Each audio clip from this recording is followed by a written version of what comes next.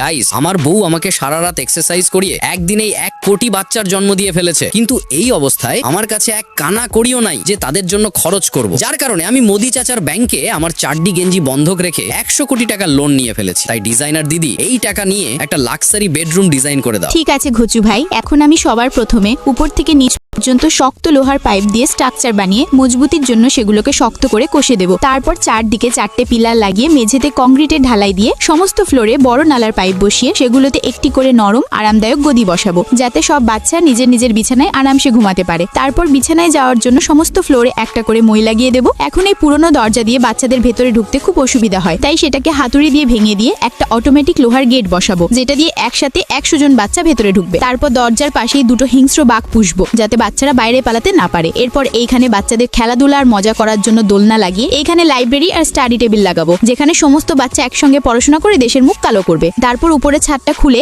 সব ফ্লোরে safety railing আর lift বসাবো, যাতে বাচ্চারা লিফটের সাহায্যে ছাদে যেতে পারে, এবং ছাদেই সব বাচ্চাদের জন্য টয়লেট তৈরি করব, যেখানে তারা সবাই একসঙ্গে হাগু করবে। এখন তুমি যদি তোমার প্রিয় মাকে ভালোবেসে থাকো, তাহলে অবশ্যই ভিডিওটিতে একটা লাইক করে চ্যানেলটাকে সাবস্ক্রাইব করে দেবে। আর এই 1 কোটি বাচ্চার লাক্সারি হাউস আর কি কি বাকি থাকলো তা কমেন্টে জানা।